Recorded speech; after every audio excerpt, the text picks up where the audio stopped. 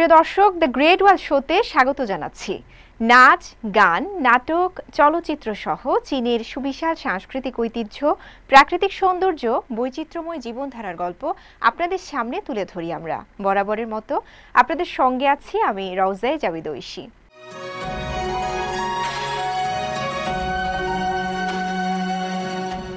ঢাকায় শুরু হয়েছে রেডিয়েন্ট স্টার্স লিংচিয়াথান culture photo exhibition. Bangladesh national মিউজিয়ামে আয়োজিত এই প্রদর্শনীতে প্রদর্শিত হচ্ছে চীনের ৫,০০০ বছরের ঐতিহ্য ও শিল্প সংস্কৃতির নানা নিদর্শন। উদ্বোধনী অনুষ্ঠানে অতিথিরা বলেন, এই আয়োজন দুই দেশের বন্ধুত্ব ও সাংস্কৃতিক বিনিময়কে আরও জোরদার করবে।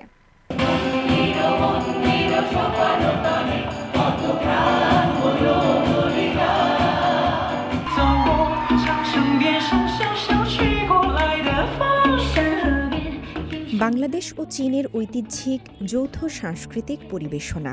ঢাকায় রেডিয়েন্ট স্টার্স লিংচিয়াথান কালচার ফটো এক্সিবিশনের উদ্বোধন করা হয়েছে। গেল সোমবার বাংলাদেশ ন্যাশনাল মিউজিয়ামের প্রধান অডিটোরিয়ামে এই প্রদর্শনীর উদ্বোধন করা হয়। ঢাকাস্থ চীনা দূতাবাস, বাংলাদেশ ন্যাশনাল মিউজিয়াম এবং চীনের আনহুই মিউজিয়ামের যৌথ উদ্যোগে আয়োজিত এই প্রদর্শনীতে প্রাচীন লিংচিয়াথান প্রত্নস্থলকে কেন্দ্র করে তুলে ধরা হয়েছে চীনের শিল্পকলা, প্রত্নতত্ত্ব ও সাংস্কৃতিক ঐতিহ্য।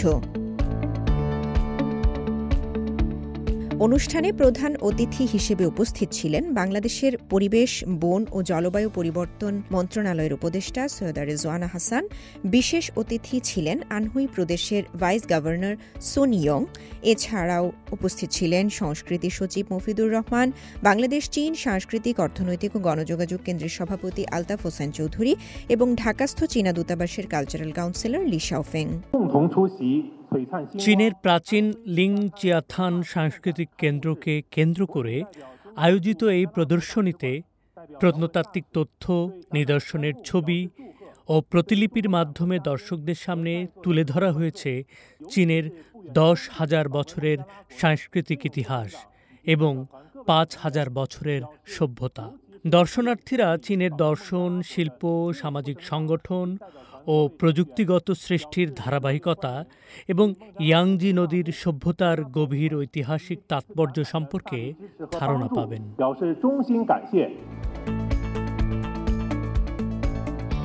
তিনি আশা প্রকাশ করেন, বাংলাদেশ ও চীন উভয় দেশের প্রাচীন সভ্যতা ও সাংস্কৃতিক বিনিময় দুই জাতির বন্ধুত্বকে আরও সুদৃঢ় করবে। পাশাপাশি ইতিহাস গবেষণা, প্রত্নতাত্ত্বিক খনন, পরিবেশ সংরক্ষণ ও পর্যটনে নতুন সহযোগিতার পথ খুলে দেবে। সংস্কৃতিকে বন্ধন হিসেবে ব্যবহার করে বন্ধুত্বের সম্পর্ক আরও দৃঢ় করার কথা জানান আনহুই প্রদেশের ভাইস গভর্নর সুন ইয়ং।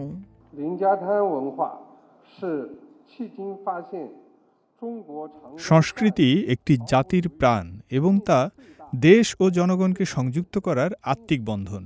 চীন ও বাংলাদেশ সমৃদ্ধ ইতিহাস ও উজ্জ্বল সংস্কৃতির ধারক এবং দুই দেশের জনগণ দীর্ঘদিন ধরে সাংস্কৃতিক বিনিময়ের মাধ্যমে বন্ধুত্বের নতুন অধ্যায় রচনা করে আসছে। সংস্কৃতিকে বন্ধন হিসেবে ব্যবহার করে আমরা অর্থনীতি, বাণিজ্য, বিজ্ঞান, প্রযুক্তি ও শিক্ষাসহ বিভিন্ন ক্ষেত্রে সহযোগিতা জোরদার করব। বন্ধুত্বের বীজ আরও দৃঢ় হবে এবং ফলপ্রসূ হবে। পর্বত, সমুদ্র, দূরত্ব দিয়ে প্রকৃত বন্ধুদের আলাদা করা যায় না। সংস্কৃতির বন্ধনই হৃদয়ের দূরত্ব কমায়।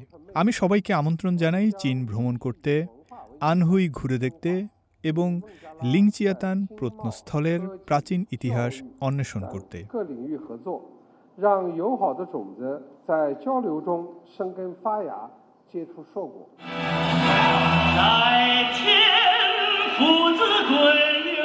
এই আয়োজনের মাধ্যমে দুই দেশের জনগণের মধ্যে সম্পর্ক ও বোঝাপড়া আরও দৃঢ় হবে বলে প্রত্যাশা ব্যক্ত করেন পরিবেশ উপদেষ্টা।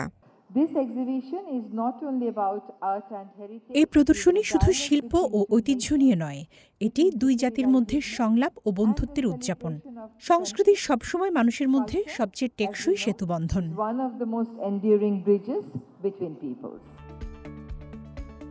বাংলাদেশ ও চীনের কূটনৈতিক সম্পর্কের ৫০ বছর পূর্তি ও চীন Bangladesh people to people exchange year উপলক্ষে তিনি বলেন, গত ৫ দশকে দুই দেশের সম্পর্ক বাণিজ্য, সংযোগ ও জনগণের বন্ধনে গভীর হয়েছে। সাংস্কৃতিক বিনিময় ছিল এই যাত্রার অন্যতম স্তম্ভ। বাংলাদেশ জাতীয় জাদুঘর ও আনহুই জাদুঘরের মধ্যে সম্প্রতি একটি সমঝোতা স্মারক স্বাক্ষরিত হয়েছে জানিয়ে তিনি বলেন, এর ফলে যৌথ প্রদর্শনী আয়োজন, প্রত্নতাত্ত্বিক নিদর্শন সংরক্ষণে জ্ঞান বিনিময়, একাডেমিক সহযোগিতা ও প্রশিক্ষণ কার্যক্রম চালু হবে। পরে অতিথিরা প্রদর্শনী ঘুরে দেখেন।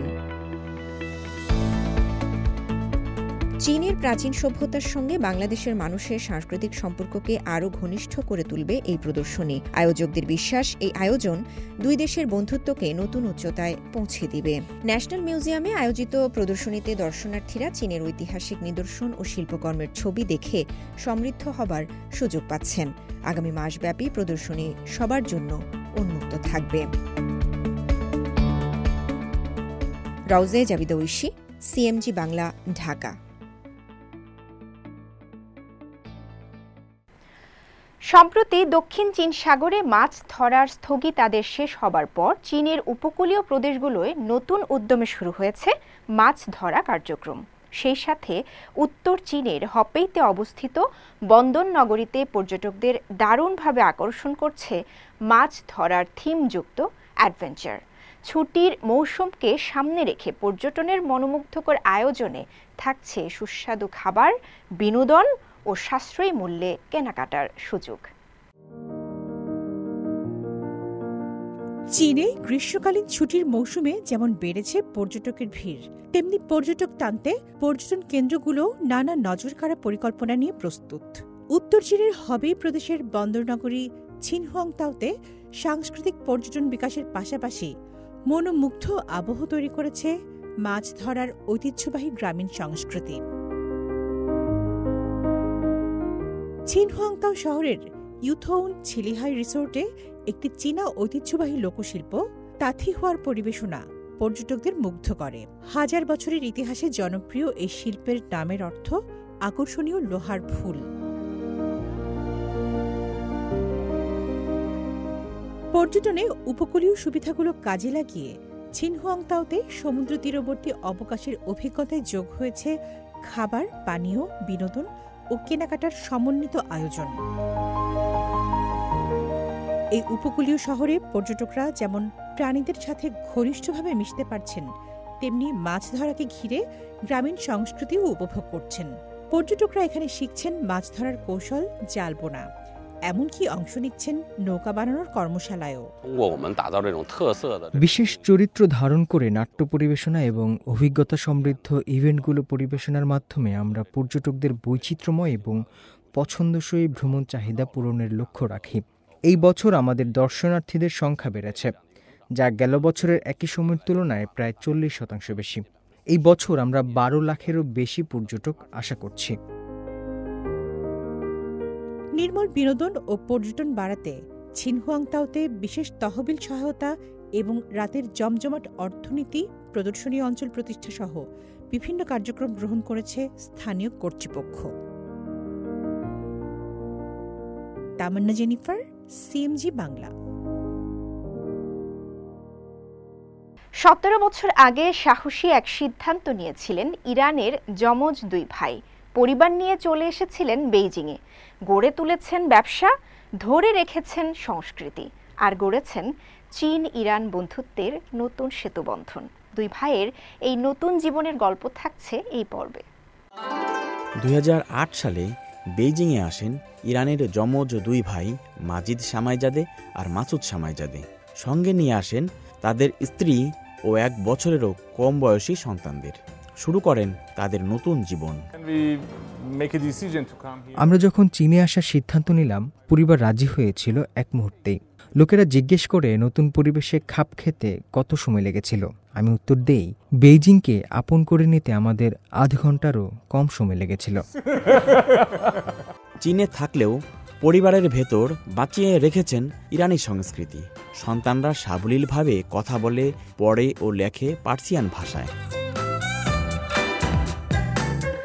2009 সালে খুলেছিলেন নিজেদের ট্রেডিং কোম্পানি।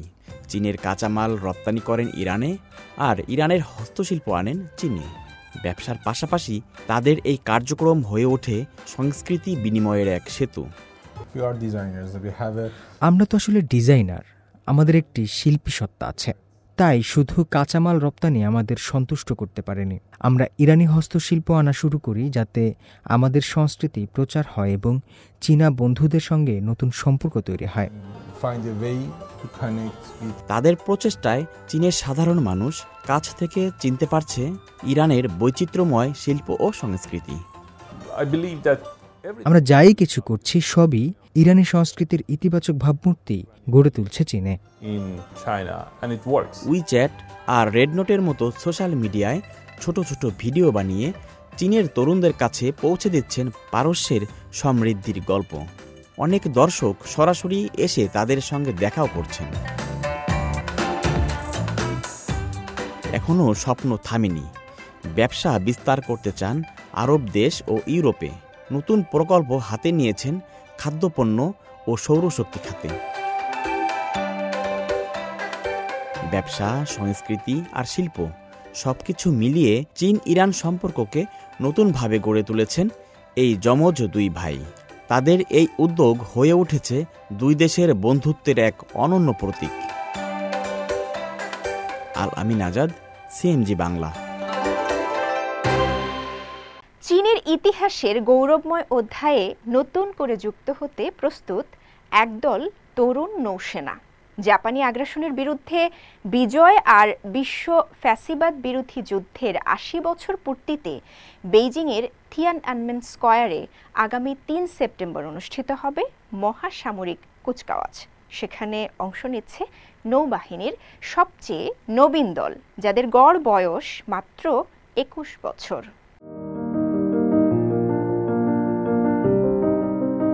চীনের ইতিহাসের এক গৌরবময় মুহূর্তে অংশ নিতে দিনরাত পরিশ্রম করছেন তরুণ নৌসেনারা। জাপানি আগ্রাসনের বিরুদ্ধে চীনা জনগণের প্রতিরোধ যুদ্ধ এবং বিশ্ব ফ্যাসিবাদ বিরোধী যুদ্ধে বিজয়ের ৮০তম বার্ষিকী উপলক্ষে বেইজিংয়ের থিয়ানআনমেন স্কয়ারে আগামী ৩ সেপ্টেম্বর অনুষ্ঠিত হতে যাচ্ছে সামরিক কুচকাওয়াজ। এই কুচকাওয়াজে অংশ নিতে নির্বাচিত নৌবাহিনীর দলটি সবচেয়ে তরুণ, গড় বয়স মাত্র ২১ বছর। বেশিরভাগই নবীন, কারোই নেই পূর্ব অভিজ্ঞতা। তাই প্রতিটি কৌশল, প্রতিটি মুভমেন্ট খুব মনোযোগ দিয়ে অনুশীলন করছেন তারা।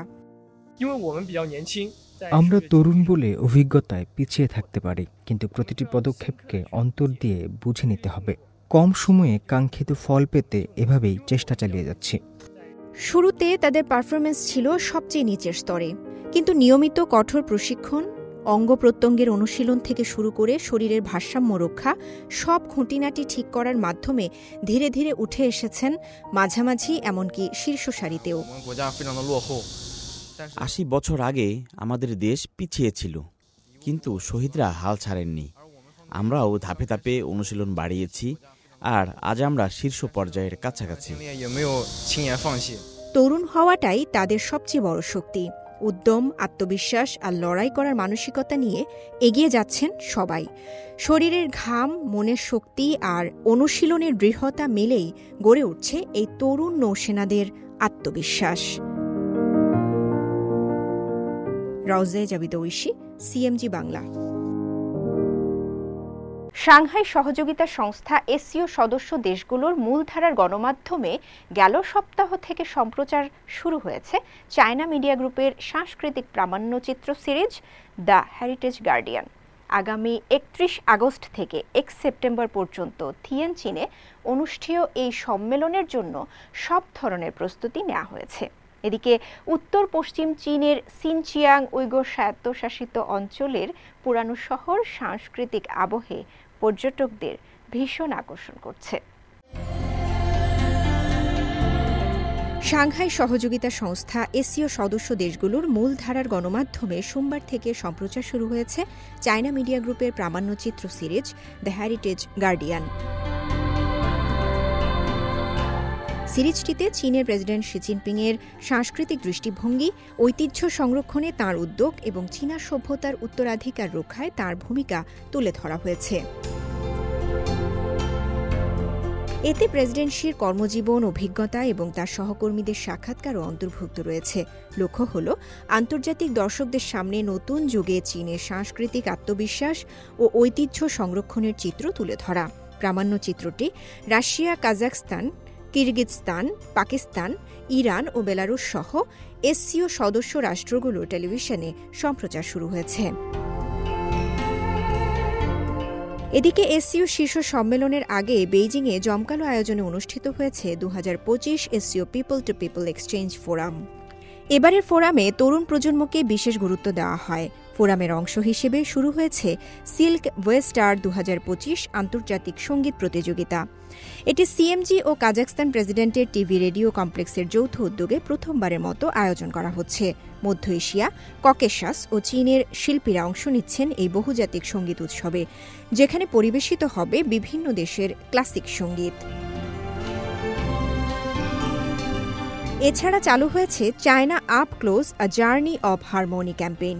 এতে 42 দেশের সাংবাদিকরা থিয়ানচিন, শানসি, শান্তং সহ বিভিন্ন প্রদেশ ভ্রমণ করে চীনের আধুনিকায়নের অগ্রগতি সরেজমিনে দেখেছেন।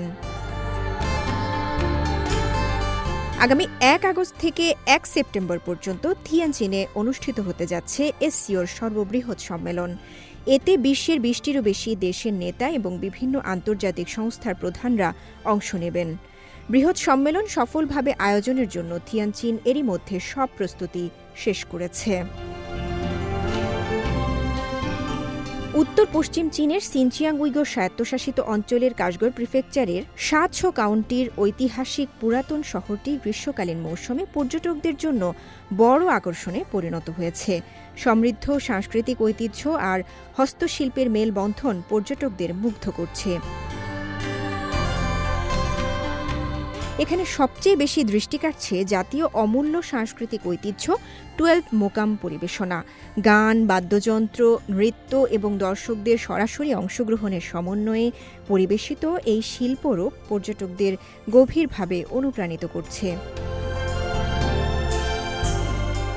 পুরাতন শহরের জনাকীর্ণ রাস্তায় ঐতিহ্যবাহী তামার দোকানও পর্যটকদের বিশেষভাবে টানছে। বিভিন্ন ধরনের হাতে তৈরি পিতলের তৈজসপত্র, চা সেট, অলংকার উপভোগের পাশাপাশি দর্শনার্থীরা নিজেরাও তামা কারুকাজে হাত পাকানোর সুযোগ পাচ্ছেন। এইসব প্রাণবন্ত সাংস্কৃতিক কার্যক্রম স্থানীয় পর্যটনে বিপুল উত্থান এনেছে। জুলাইয়ের শেষ নাগাদ 700 কাউন্টি প্রায় 8 কোটি 72 লাখ পর্যটককে স্বাগত জানিয়েছে, যা গত বছরের তুলনায় 20.3% বেশি। এ সময় পর্যটন আয় দাঁড়িয়েছে প্রায় 221 কোটি ইউয়ান। রাউজে জাবিদ ঐশী, সিএমজি বাংলা। প্রিয় দর্শক, দ্য গ্রেট ওয়াল শো আজ এ পর্যন্তই। আমাদের অনুষ্ঠানটি টেলিভিশনের পাশাপাশি সোশ্যাল মিডিয়ার মাধ্যমে দেখতে www.facebook.com/cmg বাংলা এবং ইউটিউব চ্যানেল সিএমজি বাংলাতে ভিজিট করতে পারেন। পরবর্তী পর্বে নতুন কোনো আয়োজন নিয়ে দেখা হবে আপনাদের সঙ্গে। সে পর্যন্ত সবাই ভালো থাকুন, সুস্থ থাকুন। চাইছি